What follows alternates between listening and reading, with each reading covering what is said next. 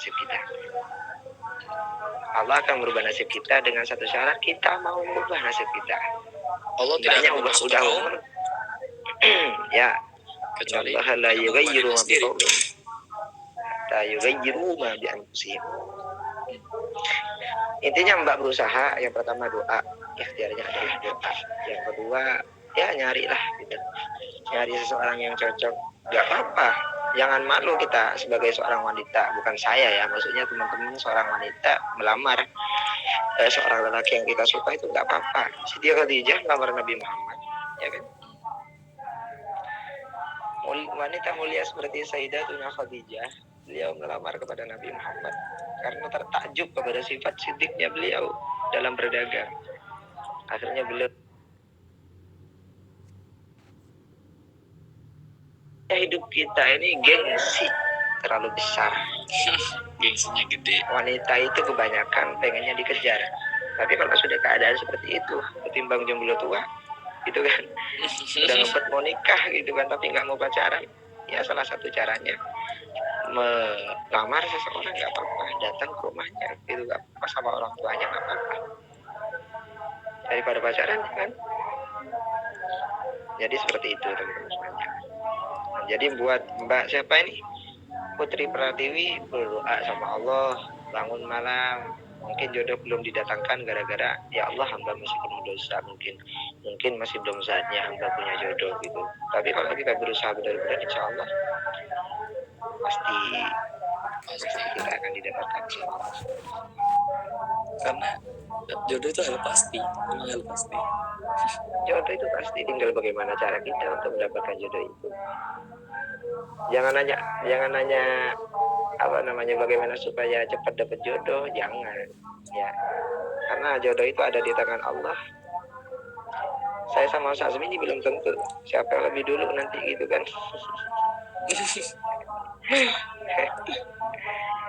Ya, kita lanjut pertanyaan lagi. Karena saya telat tadi, jadi saya tambah waktunya sebentar ya. Padahal sekarang udah jam 5 nih, tapi nggak apa-apa lah. Dari Revina Trias Martasari, kan tadi katanya semua manusia itu punya pasangan. Pertanyaannya, saya kalau keburu meninggal gimana? Ya sama kayak tadi gitu. Tadi sudah dijawab. Tadi sudah jawab ya. Oke, lanjut pertanyaan selanjutnya. Resti Fisga Ariyanti, Assalamualaikum Kak, apa hukumnya berhalu atau berangan-angan tentang jodoh kita? Semoga dijawab. Oh, ngehalu. Membayang-bayangkan, ya nggak apa-apa sih, membayang-bayangkan jodoh kita nanti. Allah kayak seperti tadi. Kita nanti seperti hukum ketika menyimpan foto yang bukan muhram di HP, tergantung impact ke kita yang gimana. Kalau kita ngehalunya hal yang negatif dan banyak madorotnya, ya haram.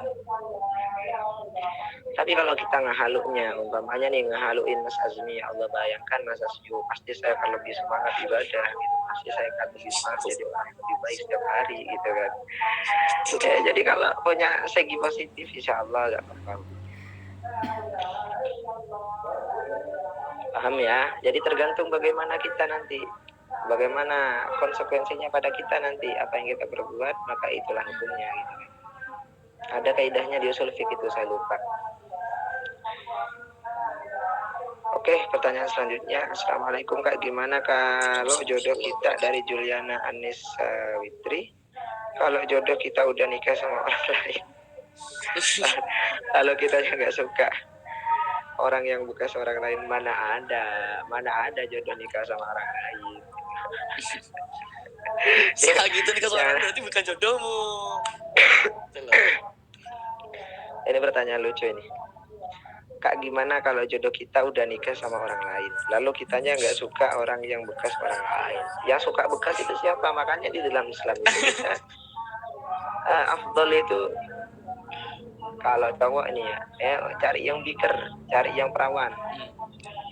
Perawan atau janda, saya pilih perawan. Karena apa? Rasulullah menganjurkan yang perawan. Dalam agama kita afdol yang perawan. Siapa sih yang mau sama barang bekas gitu kan? Saya aja beli HP gitu kan, nggak mau yang bekas-bekas, masa ya masalah jodoh mau yang bekas gitu.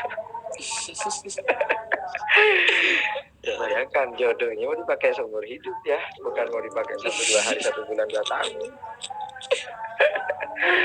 Jadi jangan sekarang kan banyak jangan macam-macam sama janda, apalah sama kata-kata gitu kan, di media sekarang kan banyak. Ojo lah, itu janda gatel itu. Ini cari perawan yang baik, kalau bisa berdoa ya. Ya kalau jodohnya nikah sama orang lain berarti bukan jodoh kamu, gitu aja. Mana ada jodoh nikah sama orang lain. Tapi ada nih kadang ya, kita nikah nih umpamanya ada fulan menikah sama fulan, nah habis itu beberapa bulan dia pisah, berarti bukan jodohnya. Gitu. Kayak gitu. Jodoh gak akan kemana, percaya nih. Oke, kita lanjut pertanyaan selanjutnya ya. Dari siapa nih? Dari Azhara Aulia. Kak, kan katanya semua orang pasti punya jodoh. Tapi kalau kita, naudzubillah, umurnya pendek, tapi jodoh umurnya panjang, mana ada. Teman-teman harus bisa memahami konsep jodoh ya. Kalau kita umurnya dipendekkan sama Allah, tapi semoga umurnya dipanjangkan semuanya serta berkah ya. Berarti jodoh kita nanti jodoh yang baik di akhirat, tanpa melakukan sebuah ya konteks kemaksiatan gitu. Dan orang yang tidak bersama kamu berarti bukan jodoh kamu gitu. Nih dari Nadifatul Rizki, kalau sholatnya tidak karena Allah, lantas hanya karena hubungan pacaran, itu gimana Kak? Ya enggak. Ya, naudzubillah.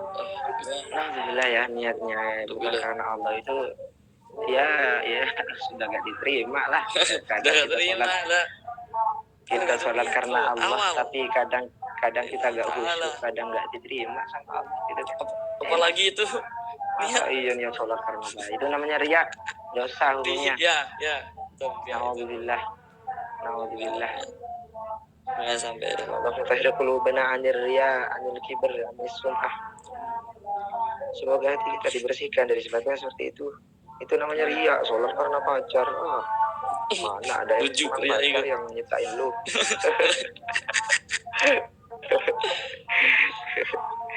Ada aja sekarang.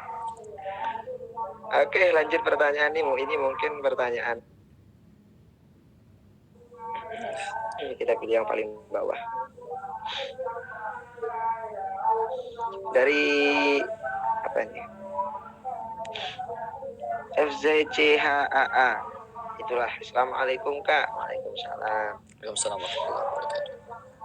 Kalau misalnya saya dijodohkan tapi saya merasa tidak cocok dengan orang itu, nah saya harus gimana?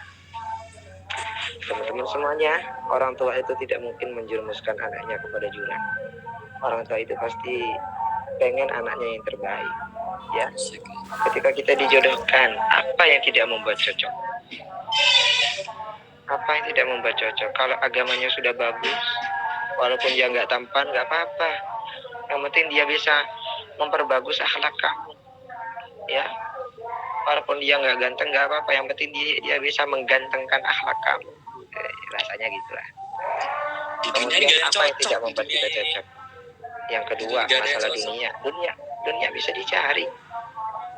Ada suatu keterangan gini, saya pernah baca itu tapi lupa di kitab apa ya. Kita itu boleh menolak perjodohan jika ada dua faktor. Yang pertama, jika nasabnya tidak bagus, anaknya maling umpamanya gitu kan, bapaknya tukang mabok gitu kan, ibunya ya kelakuannya tidak bagus, kemudian anaknya mau dijodohkan sama kita berhak untuk menolak sama orang tua karena nasabnya tidak bagus, walaupun dia kaya, walaupun dia punya ilmu agama ya. Karena tidak semua orang yang punya ilmu agama itu baik. Lihat nasabnya dulu kayak apa. Kalau